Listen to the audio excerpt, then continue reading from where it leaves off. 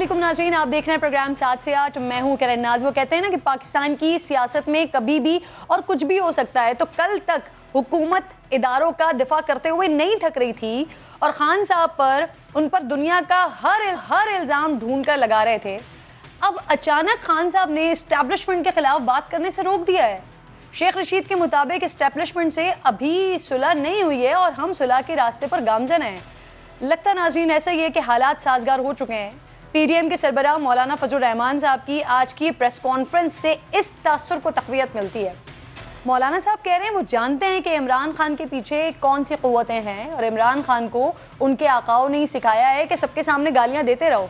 पाकिस्तान की सियासत में ये चलता है। देखें 2 दिन में कैसे कैसे हमारे सियासतदानों के बयानात बदलें। सुने जरा। इस्टेब्लिशमेंट हमारी है, हमें अपनी इस्टेब्लिशमेंट पे फख्र है। हम सुलह की जानिब गामजन है, अभी तक नहीं हुई है। इमरान खान की नहीं हुई है। इमरान खान अस्करी क़यादत की तब्दीली या उसकी अपॉइंटमेंट या एक्सटेंशन या ना एक्सटेंशन उसमें इन्वॉल्व नहीं है। इमरान खान अपने हुदूद में रहो, हम जमीन इतनी गर्म कर देंगे आपके लिए कि आपके यूथियों के नरम तलवे उस जमीन पर नहीं रखे जा सकेंगे। फौज थी जब आपको सपोर्ट कर रही थी और हमें उसके किरदार पे एतराज था, तो आप कहते थे फौज ठीक कर रही है, जनरल साहब जबरदस्त हैं। आज जब वो न्यूट्रल हो गया है तो तुम उसे जानवर कहते हो। मैंने हुकूमत से कहा है, परसों हमने मीटिंग की, कि अगर वो पाकिस्तान के मुअज़्ज़ज़ तबके को, मुअज़्ज़ज़ीन को जेलों में ठोस कर ज़लील रुस्वा करते हैं, तो पाकिस्तान के बैनुल-अक़वामी चोर को हम एक एक मुकदमा डालकर इसको गिरफ्तार करेंगे। तो इस तरह हम नाचने नहीं देंगे। ये तो शहबाज शरीफ साहब है, जरा गैर जरूरी शराफत दिखा रहे हैं, गैर जरूरी शराफत। बाबा हकीम सनाउल्लाह का मिलाओ। चलिए बहुत टाइम के बाद लेकिन वफाकी कैबिनेट ने चेयरमैन नैब के लिए आफ्ताब सुल्तान के नाम की मंजूरी दे दी है।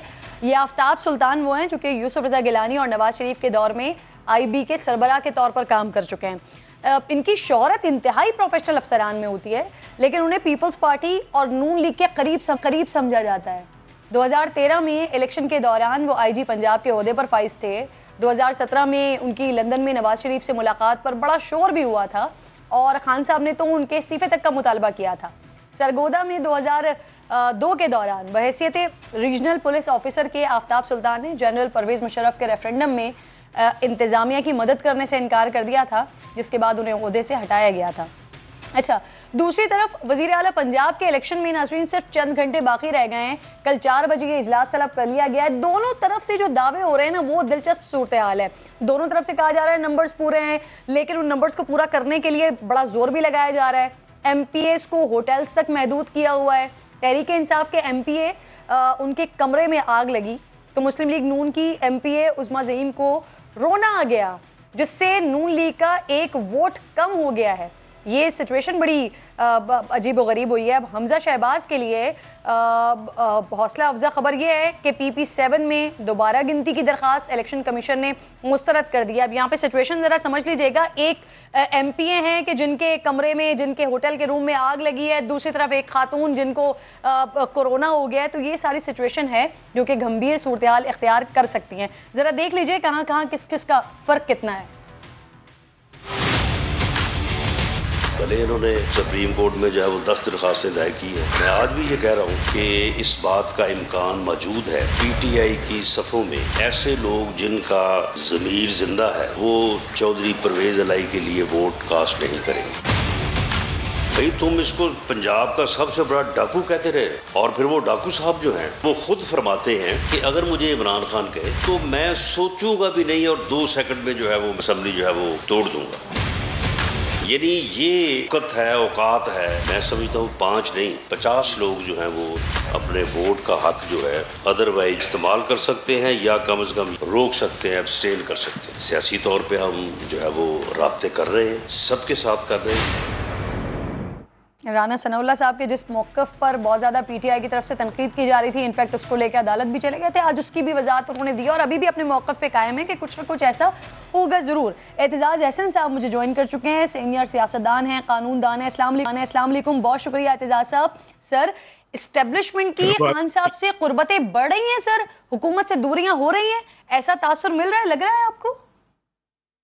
ये आपने जो बातचीत सुनाई है इसी से लगता है कि कुछ वो करवटें ले रही है इस्टेब्लिशमेंट एक तरफ से दूसरी तरफ के लिए, पर इस्टेब्लिशमेंट ने जो है हमारे यहाँ तो हर बड़े फैसले में बहुत किरदार अदा किया है, बड़ा अहम किरदार अदा किया है, बल्कि कहना चाहिए कि जो नतीजा खेज किरदार था वो अदा किया है। तो तो कई दिहाइयों से चला आ रहा है। यहाँ के आज के कायदीन जो है वो बुर्का पहन के उस जमाने के सिपा सालार को मिलने जाया करते थे रात को। किसको इल्म नहीं है कितनी दफ़ा ये शाया हो चुका है, कितनी दफ़ा ये बयान हो चुका है, लेकिन कोई तरदीद नहीं उनकी जानिब से भी आई आज तक। और ये तो बहुत कुछ बुर्का पहन के अगर चले जाते हैं तो जी जरूर उनका इंटरेक्शन, उनका कुछ ना कुछ राब्ते रहते ही अच्छा एतजाज साहब, यहाँ पर चेयरमैन नैब की तैनाती को किस तरह से सर एनालाइज करेंगे आप? कैसे देख रहे हैं तैनाती को? क्या सर वो नैब के इदारे को गैर जानिबदार रख सकेंगे? देखिए जी, पहली तो बात यह है कि ये तैनाती हुई कैसे। कतन किरदार के या बड़ी आपने वो आज़ाद मनश कर रहे हैं, कतन ने ज़रूर इनकार किया होगा मुशर्रफ की टीम को उस वो जो रेफरेंडम था उसमें हिस्सा लेने से। पर ये आप सोचें कि ये आज उनकी तकर्री कैसे हुई है, किसने उनका नाम प्रपोज किया होगा? यकीनन शहबाज शरीफ साहब ने। किसने उनका नाम की तौसीक की होगी? राजा रियाज साहब ने। अब राजा रियाज साहब का यहाँ क्या ताल्लुक और क्या उनकी लेजिटिमेसी है इस ओहदे को होल्ड करने की, जब वो पहले से ऐलान कर चुके हैं कि अगली इलेक्शन उन्होंने नून लीग के टिकट लड़नी है। तो ये तो मुतनाज़ा इसी बात पे ही हो गए हैं शरीफ साहब। But the question is sir, माजी में खान साहब बड़ी तनकीद करते रहे हैं इन्हीं के ऊपर, लेकिन अब जब ये तैनाती का फैसला हो गया तो खान साहब की तरफ से बिल्कुल खामोशी है। क्या लगता है आपको, क्या खान साहब को भी एतमाद में ले लिया गया होगा इस तैनाती के हवाले से? ये मैं नहीं कह सकता हूँ, शायद ले लिया गया हो। ये तो आप पीटीआई वालों से पूछें, मेरा तो ताल्लुक नहीं है पीटीआई से। अच्छा सर, मैं ज़रा पंजाब की मौजूदगी का फ़ायदा उठाते हुए पंजाब के हवाले से भी बात करना चाह रही हूँ। फवाद चौधरी साहब के स्टेटमेंट्स देखिए, शहबाज गिल के स्टेटमेंट्स देखिए, इनफैक्ट हुकूमती साइड से लोगों के स्टेटमेंट्स देखिए। ये पंजाब में पैसे चलने की बातें हो रही हैं, हॉर्स ट्रेडिंग के इल्ज़ामात लग रहे हैं सर। पीटीआई अरकान के जमा करवाए गए जो बयान हल्फी हैं उसकी हैसियत क्या है कानूनी तौर पर एतजाज साहब? उनकी फिलहाल तो हैसियत कोई नहीं है जब तक वो, मैं पहले भी आपको कहता रहा हूँ एफिडेविट्स की, वो जो एफिडेविट्स जमा कराया ने फिर बड़ा तस्करा किया था मरियम भी, और तब से ये एफिडेविट की क्या हैसियत है, एफिडेविट की क्या हैसियत है चला आ रहा है। और मैं बदस्तूर ये कह रहा हूँ कि एफिडेविट की कोई हैसियत नहीं होती जब तक वो अदालत में पेश ना हो। अब शख्स जिसने हल्फी बयान दिया है और उस पर जिरा मुखालिफ फरीक जिरा ना कर ले, उस वक्त तक उसकी कोई हैसियत नहीं होती। इस तरह तो एफिडेविट आप लेके एक बना के कागज पे बयान लिख के उस पर दस्तखत करके नोटरी पब्लिक दस्तखत करा के और अनारकली बाजार या पारा में बढ़ते फिरे सब में कि जी ये मेरा एफिडेविट है, ये मेरा एफिडेविट है, उसकी क्या कानूनी हैसियत है? कोई कानूनी हैसियत नहीं जब तक अदालत के रूबरू वो पेश ना हो। एफिडेविट भी और मुअल्लफ भी। बिल्कुल सर, एक वराना शमीम का भी बयान हल्फी आया था। बिल्कुल ठीक है, बहुत बहुत शुक्रिया एतजाज हसन साहब, प्रोग्राम में आप साथ मौजूद। मुस्लिम लीग नून की नुमाइंदगी के लिए प्रोग्राम में आज मेरे सेनेटर राना मकबूल साहब ज्वाइन कर चुके हैं। आपको खुशामदीद कहूंगी, अस्सलाम वालेकुम। सबसे पहले तो राना साहब ये बता दीजिए सर, ये हुकूमत के तेवर बड़े बदले बदले महसूस हो रहे हैं, बड़े मुख्तलिफ किस्म के स्टेटमेंट्स आप लोगों की तरफ से आ रहे हैं। वो चाहे ख्वाजा साद रफीक का बयान मैं देखूं या दीगर लोगों की बातें मैं सुनूं, मौलाना साहब आज बड़ा खुलकर तनकीद कर रहे हैं, इदारों के हवाले से भी बात कर रहे हैं, इमरान खान के पीछे किसकी ताकत है वो ये बात कर रहे हैं, तो क्या हो रहा है? ये क्या हवाओं का रुख चेंज हो रहा है दोबारा से आप लोगों के लिए? लेकिन जी हवाओं का रुख तो बदलता रहता है, कभी किसी तरफ किसी, ये हवा की अपनी मर्जी है। लेकिन देखना ये है कि आपने दो चीज़ें रेज़ की हैं पहले, वो बड़ा क्रूशल इशू है आफ्ताब सुल्तान के बारे में। चूँकि कैरियर ऑफिसर है, मैं उसको पिछले 40 साल से जानता हूँ, ऑनेस्ट है, कॉम्पिटेंट है, हार्ड वर्किंग है। अभी इत्ज़ाज़ साहब फरमा रहे थे कि वो उसकी सिलेक्शन जो हुई होगी तो ऑब्वियसली जो लीडर ऑफ अपोजिशन है उसके कॉन्सेंट से हुई होगी, जिसने टिकट लेना है इसका नून लीग का, as per the details given by him. ये बात नहीं है। एक्चुअली जब इसको सिलेक्ट किया गया है, ये बहुत दिनों से बात हो रही थी, वो मशवरे हो रहे थे। इसमें पीपल्स पार्टी जो कि नून लीग के बाद मेन स्टेक होल्डर है इस सारी अलायंस में, उनका कॉन्सेंट भी शामिल है और बाकी सारी पार्टीज का कॉन्सेंट शामिल है। ये सिर्फ राजा रियाज और प्राइम मिनिस्टर का नहीं है, ये एक कंसेंसस। मौलाना साहब जो आज बातें कर रहे हैं, ये तमाम इत्तेहादियों का कॉन्सेंट शामिल है सर इसमें? बिल्कुल होगा, क्यों नहीं होगा। और आपस में गुफ्तगू भी होती है, बात भी होती है। मैं तो आफ्ताब सुल्तान की भी बात कर रहा हूँ, because it's an important appointment which has been given to him. I can assure you he will be impartial और अप टू द मार्क। ये ऐसी कोई बात नहीं है, वो बंदा प्रेशर लेता ही नहीं है ही नहीं है। He is not used to this, क्योंकि हम तो एक दूसरे को जानते हैं बड़ी मदद के साथ। सर आप एक होता है ना किरण, एक होता है ना, मुझे लग रहा है जी सर आप नैब की तैनाती पर बात कर रहे हैं। मैं आपसे सवाल कुछ और पूछ रही हूँ राना साहब, मैं आपसे ये पूछ रही हूँ, मौलाना फजल रहमान साहब जो आज बात कर रहे हैं इमरान खान के पीछे ताकतों का अंदाजा है उन्हें, वो ये कह रहे हैं, तो इसमें तमाम अलायंस का कॉन्सेंट शामिल है? वो तमाम लोगों के इत्तेहादियों के साथ मिलकर ये बात कर रहे हैं?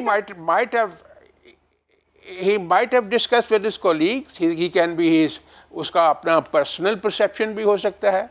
इसलिए इससे हमें झगड़े में पड़ने की बात ज़रूरी है ही नहीं है कि उनका कॉन्सेंट है या नहीं है। एक इंडिविजुअल ओपिनियन भी हो सकती है, तो इसमें को रोका जा सकता है किसी को जो अपनी वो सीनियर लीडर हैं अपनी असेसमेंट के मुताबिक बात कर लें। अच्छा, तो आपकी राय में इमरान खान और एस्टेब्लिशमेंट के बैकडोर कोई राब्ते नहीं हो रहे? नहीं, I don't know, I don't have any evidence. मुझे क्या पता हो रहा है कि नहीं हो रहा है, and this is not my subject. ये हमें जो है ना जी गेस करना या मैंने इसीलिए आपसे राय मांगी थी ना सर पहले। अच्छा मुझे ये बताइए, ये जो 9 मुंतखब अरकान पंजाब असेंबली है राना साहब, इन्होंने अभी हलफ क्यों नहीं उठाया सर? उठा लिया है जी, 19 लोगों ने उठा लिया है आउट ऑफ 20। ये आपके पास शायद लेटेस्ट इंफॉर्मेशन नहीं आई। 19 लोगों ने उठा लिया है। एक कैंडिडेट रह गया है जो इलेक्ट हुआ है वहाँ से रावलपिंडी से, और चूंकि उसका ऑर्डर की नोटिफिकेशन नहीं हुई थी due to the petition made against him, तो आज आफ्टरनून में उसने चीफ इलेक्शन कमिश्नर ने और फैसला दिया है कि ठीक है जी, हम इसको इस तरह रिकाउंट नहीं कर सकते, कोई एविडेंस नहीं है जिससे कोई कंट्रोवर्सी पैदा हो, इसलिए हम रिकाउंट नहीं करेंगे। सर वैसे नून लीग का जो इत्तेहाद है, अगर मैं उसका नंबर गेम देख रही हूँ वो पहले ही कम है। आपके एक एमपीए सर उनको कोरोना हो गया है, एक नंबर और कम हो गया है, वो एमपीए उन्हीं की बेगम है जो 18 से पहले बागी हो गए थे सर। तो पार्टी इस सारे मामले को किस तरह से देख रही है? नहीं, वो कोशिश तो करेंगे कि उनकी तबीयत ठीक हो जाए और वो तशरीफ ले आए, वरना होता है ये पॉलिटिकल प्रोसेस में और डेमोक्रेटिक प्रोसेस में हम बहुत ज़्यादा मुतफक्कर हो जाते हैं कि हर दफ़ा विक्ट्री जो है हमारा कोई बॉन्ड राइट है, ज़रूरी नहीं है। इसलिए तो आप लोग ज़हनी तौर पर तैयार हो गए सर? एडवर्स भी कोई चीज़, जो चीज़ एडवर्स भी हो जाए तो उसको भी फेस करना चाहिए अपने ज़हनी तौर पर तैयार हैं वैसे आप लोग? बड़ा ग्रेशियस और मैग्नेनिमस स्टेटमेंट दिया मरियम नवाज ने कि ठीक है जी, हमारे वोट कम हुए हैं मुकाबलतन, अगर तो 2.5 लाख 3 लाख सर वो बातें हो गई ना, वो पुरानी हो गई। अब कल का मुकाबला है, वो बड़ा सख्त है। क्या बात है? सनाउल्लाह साहब कह रहे हैं कि अभी भी हम गेम में हैं, दीगर लोग भी कह रहे हैं गेम में है। मैं इसीलिए तो आपसे पूछ रही हूँ, आप कह रहे हैं कि हमें बहुत ज्यादा हर चीज पर विक्ट्री का नहीं सोचना चाहिए, तो आप लोग ज़हनी तौर पर तैयार हो गए कल के लिए सर? तख्ते लाहौर पीटीआई का हो रहा है sir? I can't say much about it. I can't say much about it because I don't have any direct evidence on that. अच्छा, आपके कितने MPAs हैं इस वक्त होटल में? Much more well informed. He is much more well informed than I am. Then one has to believe whatever he says. मैं तो एक सेनेटर हूँ। सर, आपके कितने MPAs हैं इस वक्त होटल में? मुझे नहीं पता कितने हैं। I don't know that. I haven't counted. I haven't gone to the hotel. ये तो मीडिया की है, एक होता है एक्टिविटी, और या आप लोग करते हैं या और दूसरे लोग करते हैं। इससे आई एम नॉट सर, कल होने क्या जा रहा है? पीटीआई के कितने लोग हैं आपके साथ सर? हर चीज फेयर होनी चाहिए, अकॉर्डिंग टू लॉ होनी चाहिए। अगर किसी जगह भी इस तरह का एक्टिविटी होती है which is objectionable under law and constitution, that is indefensible, चाहे वो ऑपोजिशन हो या चाहे गवर्नमेंट हो। ईमानदारी से ये मुल्क की सर्वाइवल का मामला है, हर काम जो है वो ट्रांसपेरेंटली सर फिर ईमानदारी से, और अगर उसूली तौर पर बात करते हैं तो सर मैंडेट तो फिर पीटीआई को मिल गया है, फिर तो तख्ते लाहौर हो जाना चाहिए पीटीआई का। बहुत बहुत शुक्रिया, प्रोग्राम में आप साथ मौजूद थे। अली आगा साहब मुझे ज्वाइन कर चुके हैं प्रोग्राम में, काफ लीग के रहनुमा है। बहुत बहुत शुक्रिया कामिल अली आगा साहब। सर, आज अदालत ने आपसे हुकूमती अरकान के खिलाफ तौहीन अदालत के हवाले से ठोस सबूत मांगे हैं, तो और कहा गया है कि मफरूजों की बुनियाद पर कार्रवाई नहीं हो सकती। सबूत लेकर जा रहे हैं सुप्रीम कोर्ट में कामिल साहब? बेशुमार सबूत मौजूद है जी। अभी मुझे एक लेडी MP है, वो मंडी बहाउद्दीन से, उन्होंने कहा कि चौधरी अमीन, मुझे बार बार टेलीफोन किया, उन्होंने टेलीफोन दिखाया मुझे, टेलीफोन 74 से 20 कॉलें थी उसके ऊपर, और वो कह रहा है जी मुझे 10 मिनट दें, मुझे अलहदगी में मिले, मुझे ये करें वो करें। ये तो इनका वतीरा है। आप कौन से सबूत की बात करते हैं और कौन सी अदालतों को सबूत चाहिए? अदालतों के बाद सबूत पड़े हुए हैं जी। इनकी करप्शन, नहली और इनकी माल प्रैक्टिसेस के कब से सबूत चाहिए इनको? 1985 से लेके आज तक इनके खिलाफ सबूत ही है ना, वो नजर नहीं आ रहे उनको। एफिडेविट पेश कर दिए हैं, एफिडेविट अपना मौजूदा MPA 3 जो है उन्होंने एफिडेविट दे दिए हैं, उनके दस्तखतशुदा एफिडेविट है। ठीक है, ये अदालत कह सकती है कि इसके ओरिजिनल लेके हैं, तो ओरिजिनल हम पेश कर देते हैं। बोगस तो फोटोकॉपी नहीं पेश की हुई ना हमने। कामिल साहब, ये जो तीनों बयान हल्फी जमा करवाए गए हैं, ये तो पीटीआई के लोगों के हैं ना। काफ लीग से कितने हैं सर? तो मेरे पास नाम नहीं है, लेकिन बड़ी तादाद में लोग जो हैं MPA जो हैं उनको, उनके साथ राब्ता मुख्तलिफ लोगों ने किया है, थ्रेट्स भी कर रहे हैं। और देखे ना आपने फैसलाबाद से जो MPA वो क्या नाम है उनका, कास्त्रो साहब, उनको उन्होंने बीपर दिया है, वो तमाम चैनल्स के ऊपर चला है, और ये सिलसिला जारी है और सबके इल्म में। पिछली हुकूमत में कामिल साहब आप लोग कहते थे कि फोन कॉल्स आती हैं, इसी वजह से फिर हुकूमत के हक में हमें वोट देना पड़ता है, तो अभी जिन फोन कॉल्स का आप तस्करा कर रहे हैं, ये भी क्या उसी तरफ से आ रही हैं?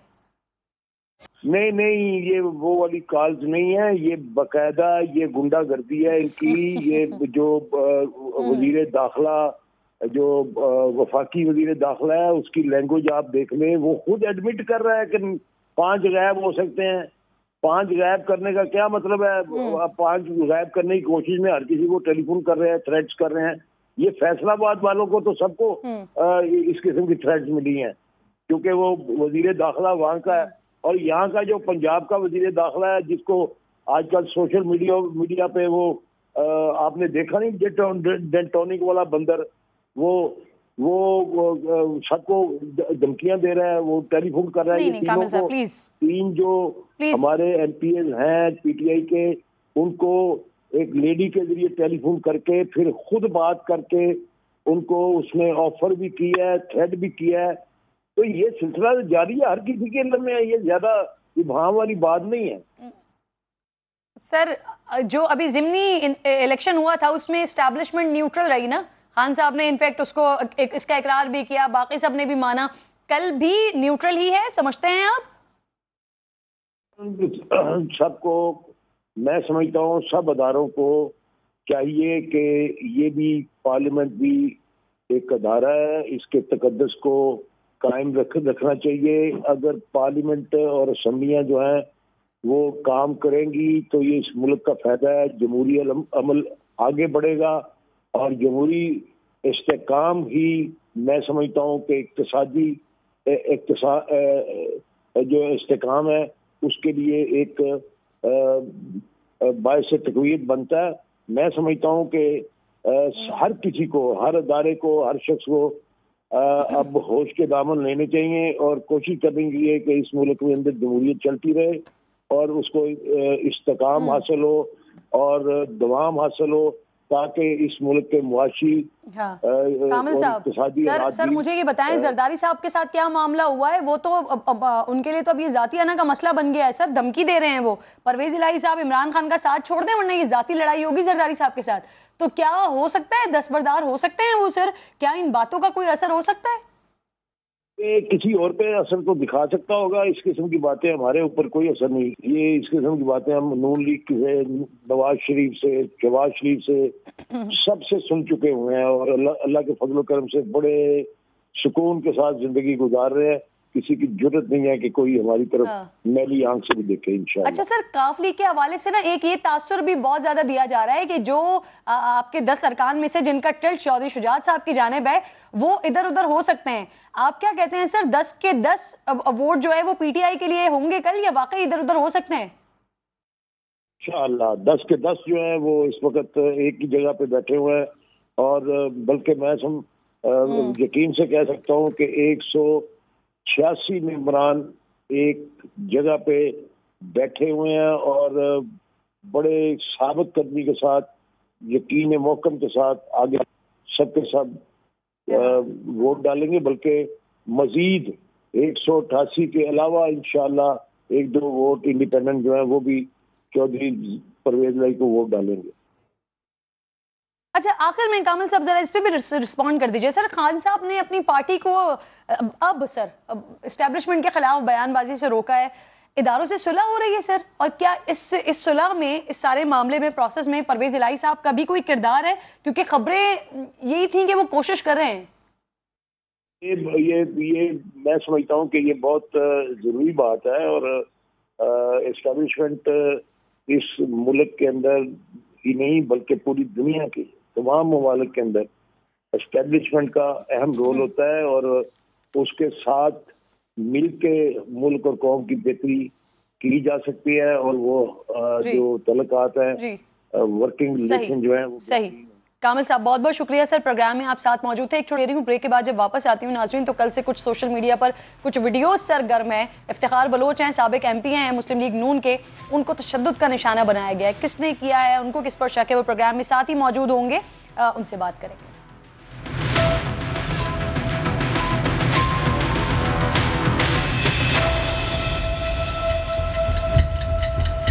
इफ्तिखार बलोच साहब, जिस तरह की वीडियोस आई जैसे उनको मारा पीटा गया, तशद्दुद किया गया, गाड़ी से उतारा गया, ये सब का सब काबिल मजम्मत है। किसी भी जमात से ताल्लुक रखने वाला कोई भी शख्स हो, लेकिन इस तरह का बिहेवियर कोई भी डिजर्व नहीं करता पाकिस्तान में। तो सबसे पहले तो काबिल मजम्मत की बात है। मुझे ज्वाइन भी कर चुके हैं प्रोग्राम में, मैं आपको खुशामदीद कहती हूँ इफ्तिखार साहब।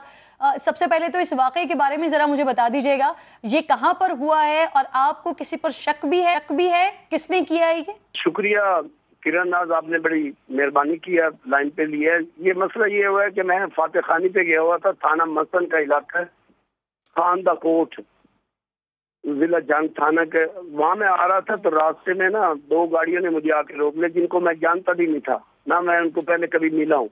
मुसल्ला थे, अच्छी असला उनके पास था, तो वो मैं उससे पूछता रहा हूँ कि भाई मेरा कोई कसूर बताओ, या तुम डाकू हो या कोई क्या हो, उन्होंने कुछ नहीं बताया। फिर उन तशद्दुद किया, मैं अपने हाथ पे रोकता रहा हूँ।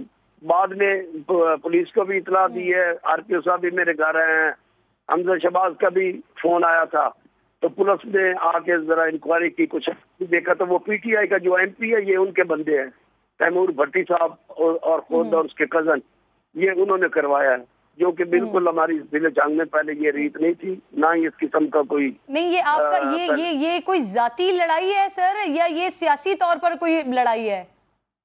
सियासी लड़ाई है, जाती कोई लड़ाई नहीं।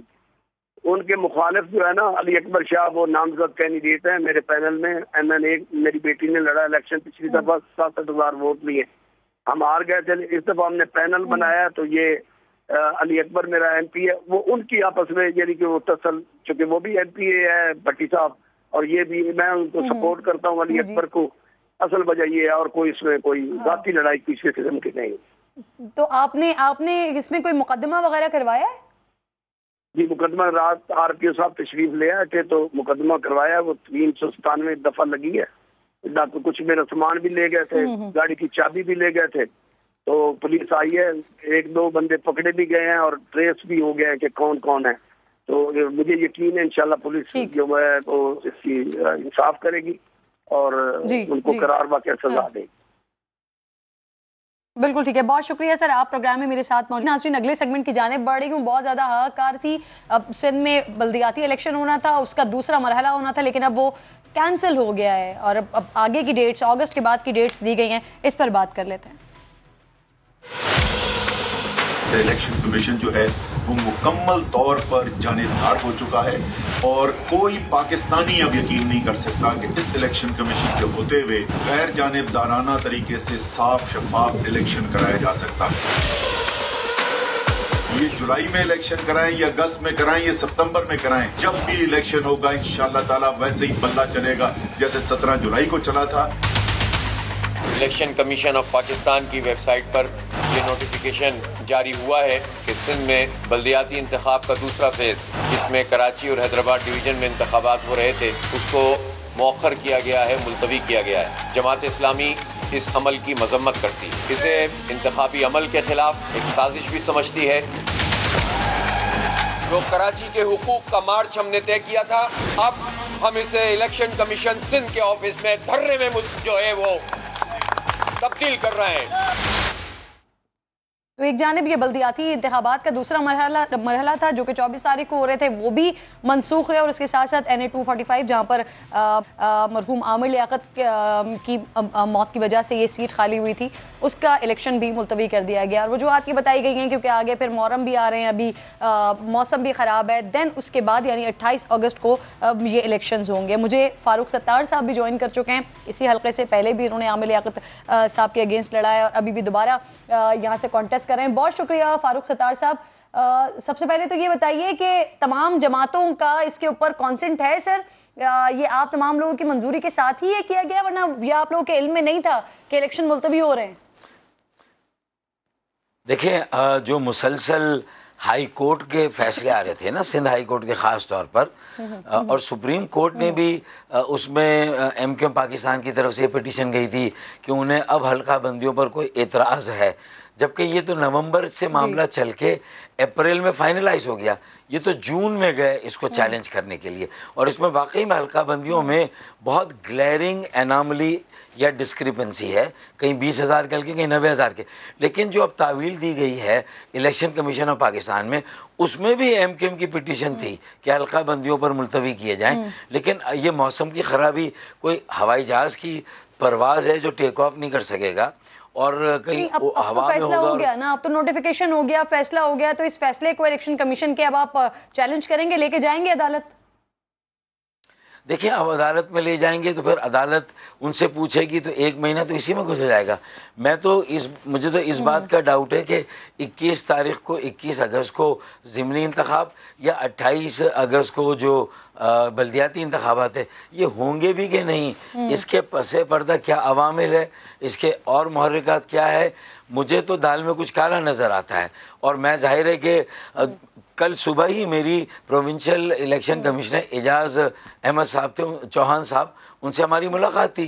कोड ऑफ कंडक्ट पर हम सबको बुलाया गया था, तो वहाँ मैंने पूछा कि क्या कोई बल्दियाती इंतखाब या ज़िमनी इंतखाब मुलतवी हो रहा है? उन्होंने कहा नहीं, हम तो उसकी तैयारी से हैं, बैलेट पेपर छप गए हैं, सब कुछ तैयार है। तो फिर अचानक आप बादराबाद भी गए, फिर बादराबाद से आपको खातिर का रिस्पांस नहीं मिला, फिर आप PSP के मरकज चले गए, वहाँ मुस्तफ़ा कमाल साहब से मुलाकात की आपने, फिर आपने बताया कि अब आपने उनको बल्दियाती इलेक्शन मिलकर लड़ने की बात की, और ज़िमनी इलेक्शन में ये जो आपका इस हल्के से हो रहा है वहाँ पर आपको सपोर्ट करने की बात की गई। उन्होंने आपसे सोच कर जवाब देने का वक्त मांगा, वो जवाब मिल गया आपको? देखिए, 30 जून से 17 जुलाई तक तो सबसे बड़ा मसला है, बड़े दिल से, सच्चाई के साथ और बड़ा पैशनेटली कि हमें इस अमल को बचाने, मिडिल क्लास, पढ़े लिखे नौजवानों का अमल था। जब हमने MQM ज्वाइन की थी, मैं 28 साल की उम्र में मेयर बना, मुस्तफ़ा कमाल 33 साल की उम्र में मेयर बने। अभी भी हमारा सिलेक्शन पता नहीं बल्दियाती उम्मीदवारों का कैसा है। तो मैंने कहा कि देखें, मैंने अपने जो आज़ाद पैनल थे ताले के निशान पर, उन तक को मैंने बिठाने पर रजामंदी की। मैंने कहा मेरे ओहदेदारों को आप जैसे भी अकोमोडेट कर लें, चले मैं गुजारा कर लूँ, एक वर्कर इजलास कर लें, उसमें हम सब गले मिल लें, आपके साथी मेरे साथी मैं आप, हम एक आगे का बयानिया नैरेटिव दे दें। लेकिन मेरे ख्याल में उन्होंने कहा कि उन्हें शायद बुजुर्गों ने मना कर दिया है कि फारूक सत्तार साहब की क्लियरेंस नहीं है। मैंने कहा पता नहीं कौन से बुजुर्ग हैं, मेरे भी, मैंने कहा वो बुजुर्ग फिर हमारे भी वही बुजुर्ग हैं। तो मैंने भी कहीं अपने जराए से मालूम किया, अब ये मुझे नहीं मालूम, लेकिन उन्होंने कहा कि बुजुर्गों ने, तो मेरे भी कहीं ना कहीं उन बुजुर्गों से कोई ना कोई मेरे भी जानने वाले तो है ना। फारूक भाई आपको सब मालूम होता है। मैंने मालूमात, देखिए मैंने मालूमात की तो मुझे मालूम ये चला कि नहीं, सबसे ज़्यादा क्लियरेंस अगर है तो फारूक सत्तार भाई की है। तो फिर मुझे नहीं पता, समझ में आई कि ये फियर है, ये कोई इनसिक्योरिटी है, ये कोई प्रेशर है, क्या है। इस तरह पार्टियां नहीं चलती। मैं खालिद भाई से कहूँगा कि इसको ज़रा देखें, अपने अमल को, अपने रवैये को देखें। चलें, बहादुराबाद का तो आपने क्लियर कर दिया ना, वहाँ से तो इनकार हो गया। यहाँ PSP से क्या हुआ सर? वो आपकी हिमायत का ऐलान किया, आपके साथ मिलकर लड़ेंगे या अलग अलग लड़ेंगे बल्दियाती इलेक्शन? देखिए मुझे तो ये भी नहीं मालूम कि मेरा PSP में जाना और मेरा इलेक्शन लड़ने का फैसला ही कहीं उसने तो इस इलेक्शन कमीशन को मजबूर नहीं किया कि जो है वो इन इंतखाबात को आगे बढ़ा दिया जाए। मैं अज़राए मजाक ये बात कर रहा हूँ, लेकिन मैं वहाँ गया, बहुत अच्छी हमारी मुलाकात रही है। और सिर्फ इस इलेक्शन तक नहीं, यकजहती की बात है, एक नैरेटिव सेट करने की बात है, लोगों की मायूसी को उम्मीद में तब्दील करने की बात है। अच्छा, और जो वोट बैंक हमारा भाई, कल जमात इस्लामी इलेक्शन कमीशन के सामने धरना देने जा रहे हैं, ज्वाइन करेंगे क्या? देखिए, अब पहली बात तो ये कि मैंने कहा कि कितने धरने देंगे, कितने एहतजाज करेंगे, अदालत में जाएंगे। बात सारी है कि जमात इस्लामी को भी अब सिर्फ जमात इस्लामी से बाहर निकलकर शहर की दीगर सियासी जमातों या ऐसी सियासी अकाबरीन या ऐसी सोच मौजूद है, उसके साथ मिलकर एक बड़ी मोबिलाइजेशन अब करने की ज़रूरत है। ये मैं समझता हूँ कि पानी जो है वो सरों से ऊंचा हो गया है, पानी पुलों के नीचे से भी गुजर गया है। अब मतलब है कि ये सिर्फ बड़े धरनों की ज़रूरत है, मुस्तकिल बड़े धरनों की जरूरत है। बिल्कुल ठीक, ये सिर्फ बिल्कुल ठीक है। बहुत बहुत शुक्रिया, बहुत शुक्रिया। साथ मौजूद थे ख्वाजा इजहारुल हसन साहब भी मुझे ज्वाइन कर चुके हैं, मुत्तहिदा कौमी मूवमेंट से। तैमूर तालपुर साहब पाकिस्तान पीपल्स पार्टी से मेरे साथ मौजूद हैं। दोनों मेहमानों को खुशामदीद कहूंगी। इजहार भाई, बात आपने सुन ली होगी, PTI आपके लिए कह रही है कि आपने और पीपल्स पार्टी ने मिलकर ये इंतखाबात मुलतवी करवाए क्योंकि आप लोग डर गए थे।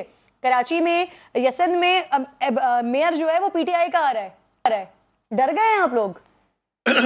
पहली चीज तो ये देखें, ये इंतखाबात है, ये कोई बॉक्सिंग का रिंग तो है नहीं। इसमें अवाम वोट देती है और लोग मुंतखब होते हैं, और डरने की बात ही नहीं है। अगर डरे होते तो इंतखाबात में जाते नहीं। डर तो उन्हें होना चाहिए जो UC चेयरमैन कभी सिलेक्ट नहीं हुए, अपनी अपनी UCओं से हार गए और RTS सिस्टम ने उन्हें फेडरल मिनिस्टर बना दिया, और 3.5 साल भी वो कंटेनर से नहीं उतरे और अपोजिशन करते करते आज मुल्क यहाँ तक आ गया। हमारा मसला सिंपल ये है, क्योंकि PTI और जमात इस्लामी को सच बोलना चाहिए।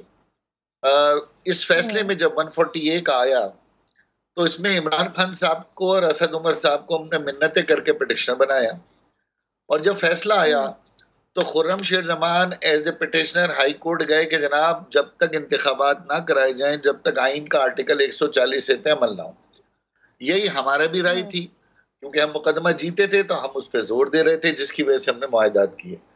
जमात इस्लामी ने उनके नायब अमीर जनाब राजा आरिफ सुल्तान मिन्हास ने इलेक्शन कमीशन को लेटर लिखा कि ना सिर्फ इलेक्शन डिले किए जाए बल्कि मुहर्रम के बाद किए जाए, क्योंकि बारिशें भी हो रही हैं और दूसरा स्पेल भी आ रहा है।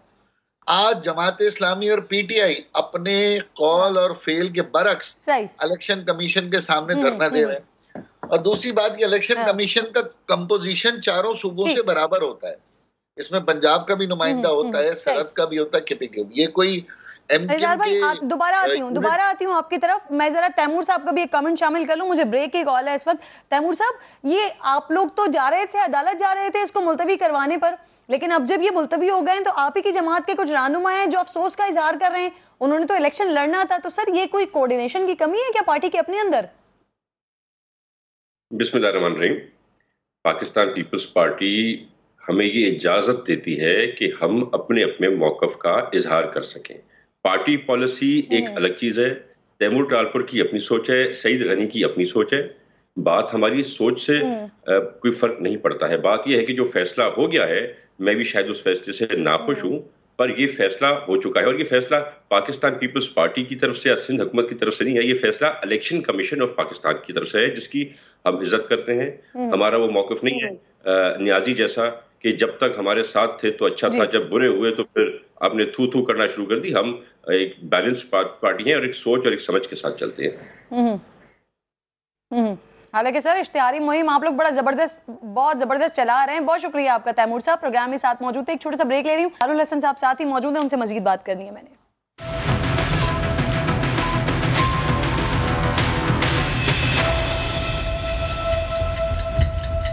वेलकम बैक वंस अगेन जी। ख्वाजा इजहारुल हसन साहब मेरे साथ मौजूद हैं। ख्वाजा साहब अभी ब्रेक से पहले फारूक सत्तार साहब साथ मौजूद थे और उनसे मैं पूछ रही थी कि आप लोगों के मामलात, क्योंकि वो बहादराबाद आए थे, लेकिन वो कह रहे हैं कि आपके बुजुर्गों ने मना कर दिया। ये किसकी तरफ इशारा कर रहे हैं? किसने मना किया है फारूक सत्तार साहब के साथ इत्तेहाद बनाने में?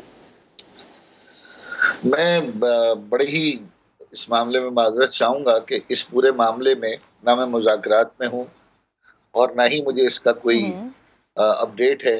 लेकिन हाँ, ये ज़रूर है कि फारूक भाई के साथ एक अच्छे मराहिल तय हो चुके थे और कोई बुजुर्गों ने मना किया हो या जवानों ने मना किया हो, लेकिन फारूक भाई को मेरी ज़ाती राय ये है कि उनके इंतखाबात में पैनल खड़ा करने से, उनके खुद खड़ा होने से एमक्यूएम को मज़ीद नुकसान होगा और ये नुकसान जहाँ दीगर एमक्यूएम की तकसीम में और लोगों के खाते में जाएगा, मुझे बड़े अफसोस के साथ कहना पड़ा कि वो फारूक भाई के भी खाते में जाएगा। सही। अच्छा ख्वाजा साहब, ये मुझे बताइए कि फाइनली अब नैब के चेयरमैन के लिए तो तैनाती हो गई है, लेकिन इस वक्त हुकूमत 2 सूबों में सर बगैर गवर्नर के ऑटो पे चल रहा है सारा मुल्क। आप लोगों ने नसरीन जलील साहिबा का नाम दिया था गवर्नर के लिए, अभी तक क्या मसला है? कोई नोटिफिकेशन नहीं हो सका, टाई कहाँ पर आ रहा है? मामला लटका हुआ कहाँ पर है? मामला ऐवान सदर में ही मौजूद है और ज़ाहिर नाम हमने दिए थे, फिर वो उस नाम में ऐवान सदर में वो समरी अभी तक मौजूद है और सदर पाकिस्तान इस वक्त पीटीआई से उनका ताल्लुक है और यकीनन हमें भी कोई इतनी जल्दी नहीं है कि हम गवर्नरशिप लेने के बाद जो है ना सूबे के इंतजामी रस्मी सरबराह की हैसियत से इस बद इंतजामी में हम भी कोई हिस्सा डालें, तो हमने भी अदम दिलचस्पी का मुजाहरा किया हुआ है। लेकिन गवर्नर इस वक्त एक्टिंग गवर्नर है और एक्टिंग गवर्नर की पावर या गवर्नर की पावर तकरीबन 18वीं तरमीम के बाद एक सेरेमोनियल है, वो प्रेसिडेंट का नुमाइंदा होता है और आरिफ अलवी साहब के नुमाइंदे इस वक्त निगरां आगा सिराज दुरानी साहब। बिल्कुल ठीक, बहुत शुक्रिया। बहुत में आप साथ मौजूद थे। वक्त खत्म हो गया। इंशाल्लाह कल स्पेशल ट्रांसमिशन के साथ नाज़रीन से मुलाकात होगी। अपना ख्याल रखिए। अल्लाह ने